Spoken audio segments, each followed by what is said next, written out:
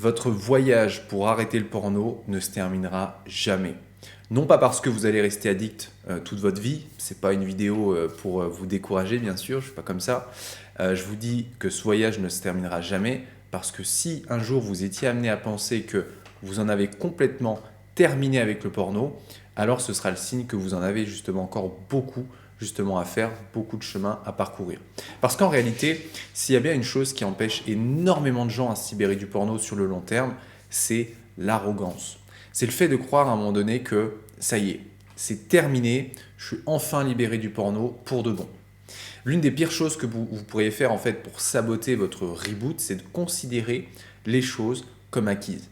Alors, petite parenthèse pour ceux qui ne sont pas familiers avec le terme reboot et qui peut-être découvrent cette chaîne, c'est tout simplement le processus dans lequel vous vous engagez pour sortir de votre addiction au porno et à la masturbation.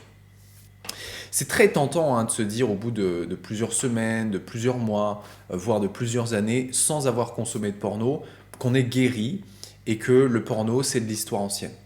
Et pourtant, dès le moment où vous considérez que vous en avez fait suffisamment et que vous n'avez plus besoin d'avancer, que vous entrez au contraire dans une phase de régression. Le jour où vous vous direz « ça y est, je suis libéré de mon addiction », signera le début de votre prochaine rechute qui arrivera dans plusieurs jours, plusieurs semaines ou plusieurs mois. Quand vous sentez que votre situation s'améliore et que vous vous dites « je suis libéré, je suis guéri », en fait, ça marque le moment où, inconsciemment ou non, vous pensez que vous n'avez plus besoin de faire quoi que ce soit pour travailler sur votre addiction. Et c'est de cette manière que vous allez commencer à prendre de moins en moins au sérieux ce que vous avez mis en place jusqu'à présent et progressivement en fait, retourner à vos anciennes habitudes limitantes et destructrices.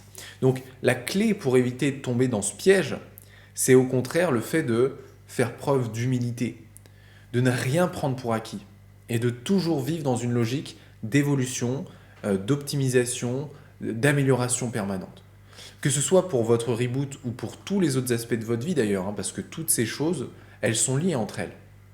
C'est grâce à cet état d'esprit d'évolution constante, que vous continuerez de vous remettre en question, de vous introspecter, de progresser dans votre vie. Quelqu'un qui ne se remet plus en question ou qui n'essaye plus d'améliorer sa façon de penser ou d'agir, c'est quelqu'un qui s'arrête de vivre et d'évoluer et qui risque de retourner dans ses anciens schémas enfermants et limitants.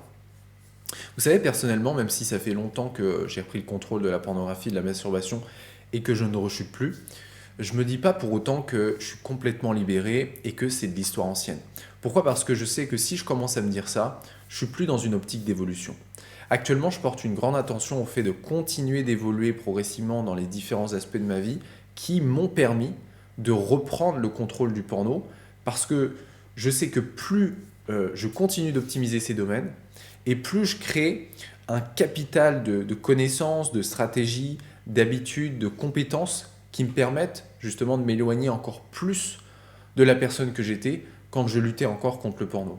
Et c'est grâce à ce mouvement constant vers l'avant que je grandis, que j'accomplis de nouvelles choses et que je me développe. Donc pour vous donner une image concrète de comment je vous encouragerais à voir ce processus, c'est en fait d'imaginer le reboot comme si vous vous engagiez dans un long voyage qui n'aura aucune fin. Et le but pour vous, c'est d'apprendre à vous concentrer exclusivement sur le voyage au lieu d'avoir les yeux rivés sur une destination finale. Marchez en regardant le haut de la montagne, vous trébucherez très souvent et vous aurez l'impression que le voyage est long et difficile. Marchez en regardant là où vous mettez les pieds et vous prendrez de meilleurs chemins et vous avancerez bien plus vite que vous ne l'auriez imaginé. Quand on pense qu'au résultat, le processus, il devient fade, il devient compliqué. Donc c'est tout un état d'esprit à vous de développer pour vous focaliser sur le chemin dans lequel vous êtes en train d'avancer en faisant en sorte bien sûr de prendre du plaisir dans ce dernier, sinon ça n'a pas vraiment de sens. Voilà, j'espère que cette vidéo vous a parlé. N'hésitez pas à me dire en commentaire ce que vous en avez pensé. Je lis tous vos commentaires, même si je ne réponds pas forcément. Si vous souhaitez aller plus loin et bénéficier de conseils supplémentaires, je vous invite à vous inscrire à ma newsletter pour recevoir chaque semaine des stratégies efficaces issues des neurosciences pour arrêter le porno. Le lien est dans la description. Si vous êtes déjà inscrit à mon programme de démarrage, vous êtes en fait automatiquement inscrit à la newsletter. Donc, ce n'est pas quelque chose forcément de nouveau pour ceux qui reçoivent déjà les mails. Voilà. Gardez le cap sur vos objectifs et à très bientôt dans une prochaine vidéo.